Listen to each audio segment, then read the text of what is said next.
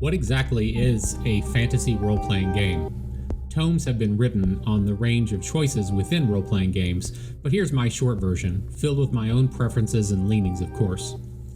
In the broadest terms, it is a chimera, merging the elements of childhood make-believe with structured guidelines and mechanics seated in miniature war games or board games. Role-playing games bring people together to generate what is called a shared imaginary space, wherein we play make-believe together, using the rules of a gaming system to provide the framework, without which we would disintegrate into chaos. Think of role-playing games as virtual reality machines, mixing imagination and rules so that we can escape into functional alternate realities called secondary worlds. Which secondary world you're playing in depends on the chosen genre, but in our case, it's Dark Age fantasy.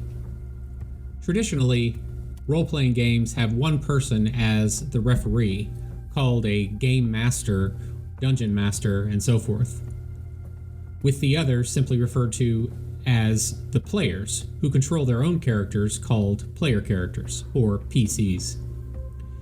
Game masters, GMs, are like the AI governing the virtual reality software of the gaming world, and their job is not a small one. They are responsible for creating, or perhaps interpreting the creations of others, secondary worlds, serving as referee for rulings, playing the roles of all GM-controlled characters, traditionally referred to as non-player characters, or NPCs, and the monsters that the player characters encounter, with all of their choices and actions. The players focus on their energy taking on the roles of their characters, which should logically fit within the genre being played. Since this role-playing game is in the fantasy genre, the GMs will spend time with each player to familiarize them with that exact setting. Some will be heavily based on specific fantasy or ancient and dark age historical fiction, novels, and movies, while others are a mishmash of different sources. Restrictions must exist in role-playing games. A player cannot say, I want my character to be the smartest, strongest, deadliest warrior who is also the greatest wizard the world has ever seen.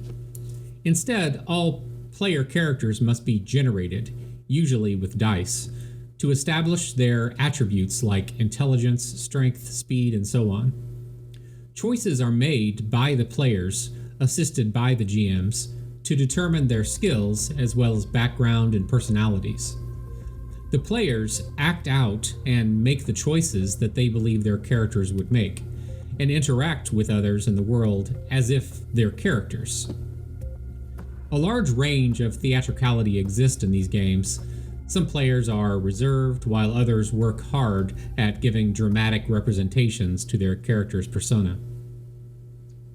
Once the character creation is completed, the player characters enter the world, seeing objects, traveling the lands, and interacting with people in this imaginary world, as described by the game master. The abilities of the characters set the stage for what they can reasonably accomplish. For example, a player cannot declare that they succeed in scaling a 90-degree sheer cliff. Instead, they declare that they will attempt to climb it, and the game's rules give guidelines for success based on each character's skill in climbing.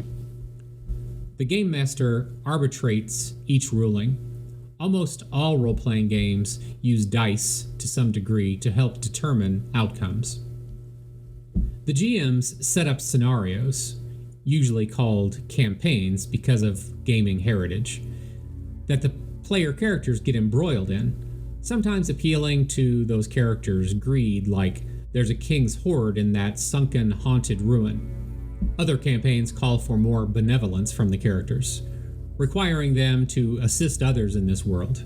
For example, a remote village may be experiencing repeated murderous raids from strange, hitherto unseen creatures. The player characters would have the choice of helping through whichever avenue they choose to follow. Player characters should be given options, sometimes a multitude of them, and the game masters must determine how each action affects that scenario. Over 40 years ago, role-playing games sprouted out of tabletop miniature wargaming, and therefore combat is a common event. Based on which game you're playing, the combat rules may be minimal or expansive, comic bookish or realistic. Player characters frequently encounter dangerous situations from one source or another, and can potentially die. When that happens, the player must create a new character who the GM will introduce into that current campaign. So what then is an RPG system? The above gives a sketch of what RPGs are all about, but what about the many systems that are out there? RPG systems are the mixture of methods, mechanics, and usually the settings made by the game's creators. To break it down briefly, methods are how we implement and explore different aspects of play, like what kinds and levels of information are given to the players, or who makes what kinds of rolls for specific determinations. Mechanics are the specific rules, the algorithms showing the chances of success, and which, if any, dice are to be used, usually by cross-referencing various charts and tables. Settings are the specific secondary worlds that the system's creators feel fit that system the best. So this is just a sketch of RPGs, but it gives newcomers enough to get started. If you're new to RPGs, don't let any book, regardless of its mass or the huge charts therein, daunt you. You don't need to master a role-playing game before playing it with your friends. In fact, that would just be impossible. We learn by doing, and this is especially true with role-playing games. Here's a vital principle, and one which even veteran role-players forget. The RPG system is the servant, not the master. Role-playing games are not SATs, which you must study and pass. An RPG is crafted to help gamers adjudicate the reality of the secondary worlds, giving guidelines to the chances of success when different attempts are made. RPG systems exist to enrich our experience by providing a needed structure to reality of the secondary worlds, not to obstruct our return to make-believe.